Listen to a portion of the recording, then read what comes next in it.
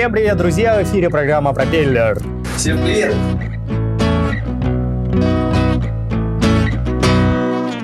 Наш первый сюжет такой событийный, посвящен выступлению одного известного артиста.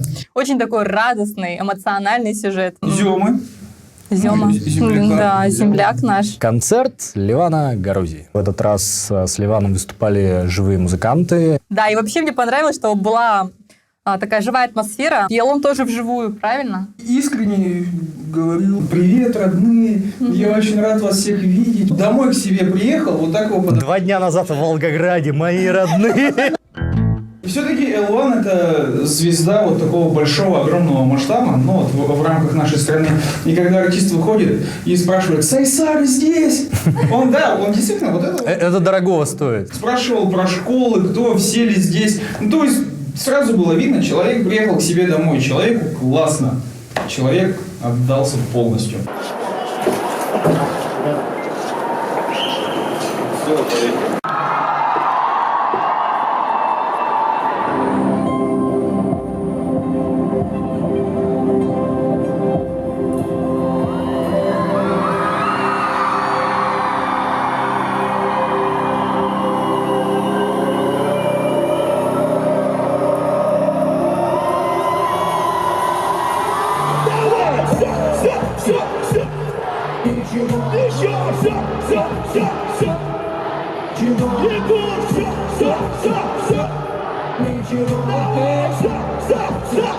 Мы находимся на концерте L1, и судя по тому, что происходит за моей спиной, концерт проходит на ура. Ну что ж, меньше слов и больше действий. Поехали! Я к ней прикоснулся и снова проснулся. Ее красивые глаза приводят в чувство. Живу как супергерой. Прыгай, прыгай, прыгай.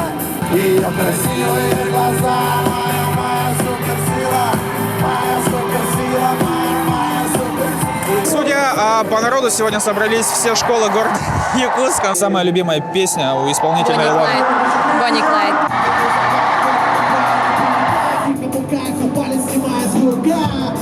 Вдвоем мы можем летать Якутск и Москва!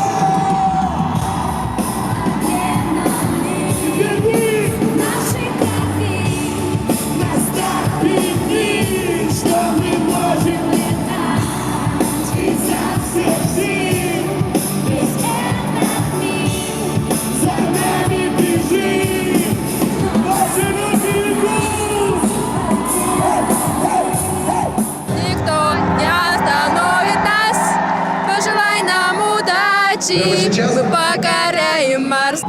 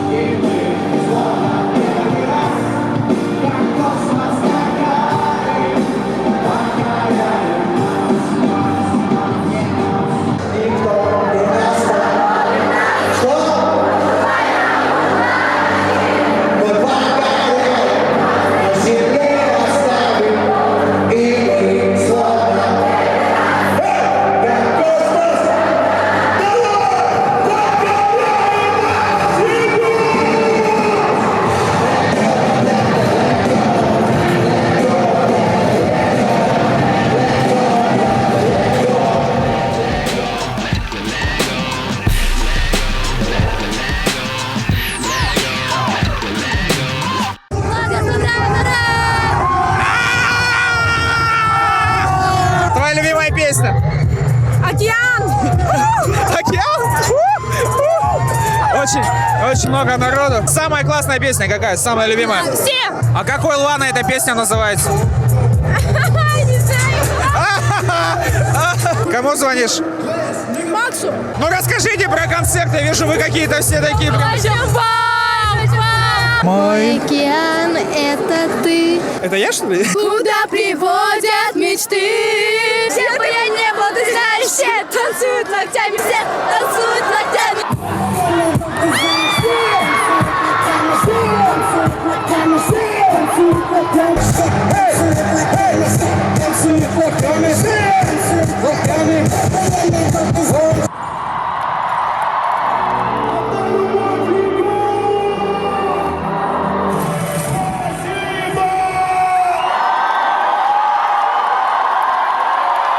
Следующий наш сюжет посвящен детскому музыкальному хору «Эдельвейс». Это горный белый цветок, нежный, трепетный. И хор, который под этим же названием функционирует в музыкальном колледже. У меня не было хора в школе. Я ходил на пение. У нас было 3 человека. У нас в репертуаре было 3 песни. «Синий иней», «Девочка с севера» и еще какая-то песня. Все, мы учили нам «Синий-синий». Лег на провода. Хорошо, что в то время не было сотовых телефонов. Хорошо, что пацаны не видели. Причем нас было 3 пацана. Днем мы... Обычные пацаны, но вечером... В студенческие годы тоже ходила в музыкальный фольклорный ансамбль. «Русское устье» называлось оно. Ну, такие песни, конечно, были, типа «Порушка, пораня», Пчелочка золотая. «Пчелочка золотая». Что же ты жужжишь? Единственное, что у меня получалось лучше всех. Ухать.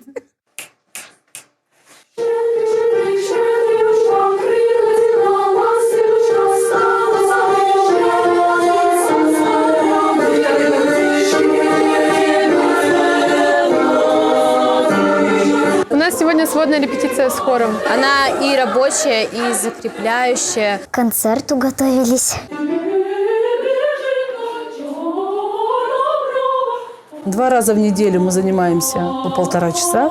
И по воскресеньям у нас сводный хор. Это мой любимый день, потому что я очень люблю, когда в воскресенье я могу свести наконец-то обе смены. В хоре петь очень сложно, потому что ты не только ответственность несешь за себя, ты несешь ответственность за весь коллектив. Никогда нельзя сказать, что я хорошо пою уже или я хорошо играю. Это бесконечный процесс. Надо всегда стремиться все выше и выше и быть более совершенным.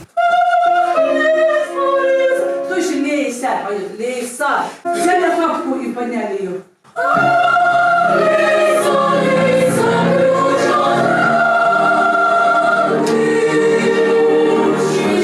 Когда мне было 7 лет, меня привели сюда родители. Сначала пели только одноголосие, а затем уже в 2 голоса, потом в 3. Вот сейчас поем в 4 голоса, и очень сложные произведения. И акапельные, и сопровождением. На разных языках. На латыни, на якутском, на русском, на украинском, на английском. Самое сложное в хоре – это быть дисциплинированным, уметь слушать, стараться тоже привнести в музыку свои эмоции и свой собственный голос, свое собственное умение.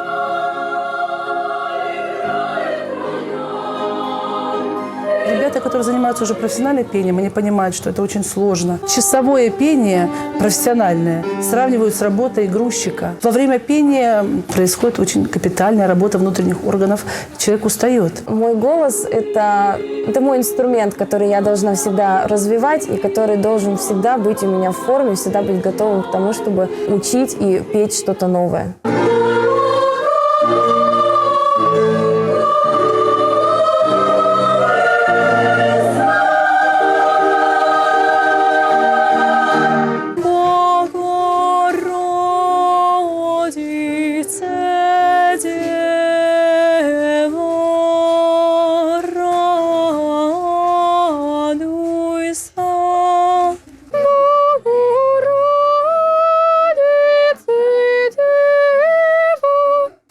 Шедрик, шедрівочка, прилетіла ластивочка. Все. Наш хор – это особая дружественная атмосфера. Просто когда ты поешь произведения, которые тебе нравятся, вот эту потрясающую музыку, и ты постепенно, сам того не замечая, ты растешь. Слово сказать «нравится» – это вообще ничего не сказать. Я обожаю свою профессию и считаю себя очень счастливым человеком, потому что я на работу бегу, и очень мне нравится именно творческий процесс. Большая радость для меня, когда дети это видят и слышат.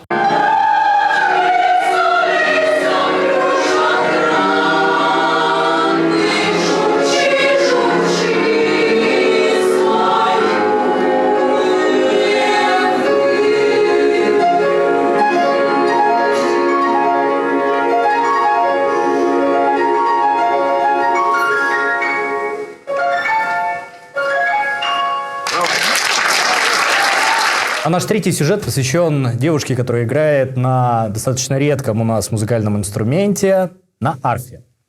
Насколько я знаю, Наталья Саргадаева, она выбрала не только такой интересный музыкальный инструмент, она сама пишет свои песни. С этим она тоже очень уникальна. Арфа недаром вообще считается таким инструментом, который издает божественные какие-то звуки, неземные, поскольку это так же, наверное, как и орган. Эти звуки поражали слушателей, поскольку они были совершенно чем-то доселе неслыханным. Обязательно должна играть девушка на арфе с такой, знаете, прической, как у греческой богини, такая в длинном платье, и такая выходить, и вся такая вот косы такие длинные, да, и такая прекрасная фея. И в это время где-нибудь в академическом театре просто мужик 60-летний, который уже 40 лет играет на арфе.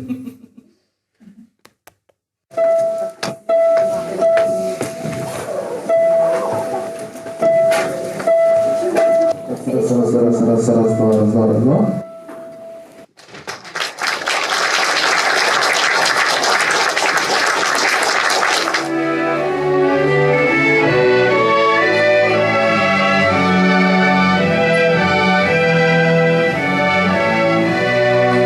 Еще в 5 лет я знала, что я буду музыкантом, поэтому я пела в детстве много. Хотела быть певицей, играть на фортепиано. А когда в 12 лет узнала, что открылась школа, что ведется набор, то я с радостью согласилась.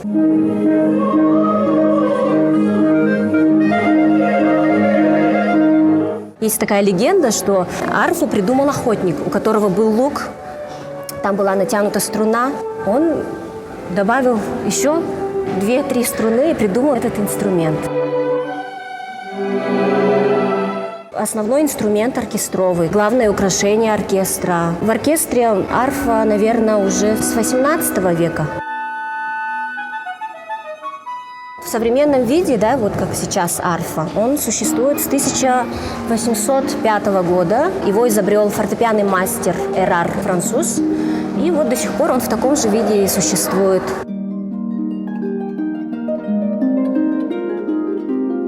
Можно сказать, это внутренность фортепиано. По звучанию отличается, конечно. Арфа – струнно-щипковый инструмент, принципиально как бы другой. Но играем мы и фортепианные произведения. У арфы же натуральный строй.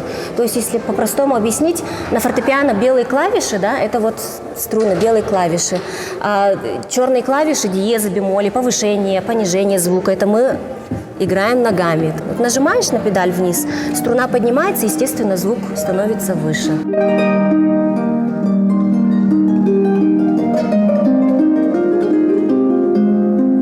Больше я, наверное, люблю рок-музыку. Я вообще в детстве даже...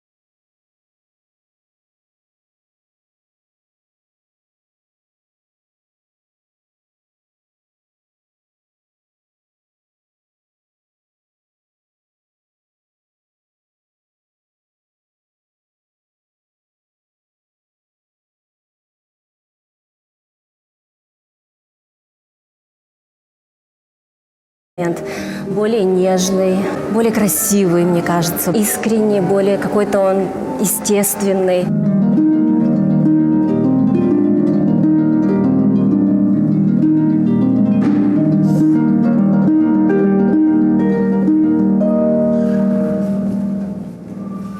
Дорогие друзья, в нашем сообществе ВКонтакте Проб ТВ уже больше 3000 человек, поэтому заходите, подписывайтесь, оставляйте свои комментарии и лайки, мы будем ждать. А вы смотрели телепрограмму «Браковер»? Всем пока! Всем пока!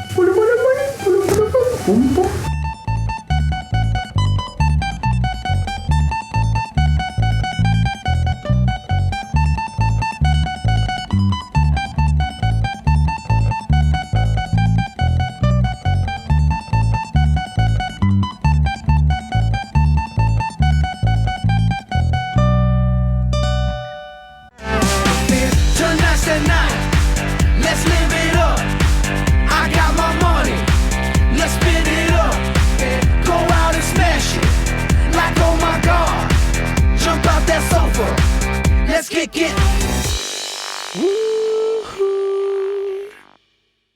Якутский колледж инновационных технологий приглашает школьников 9 и 11 классов получить престижные специальности: сервис на транспорте, операционная деятельность в логистике, право и организация социального обеспечения, земельно-имущественные отношения, экономика и бухгалтерский учет.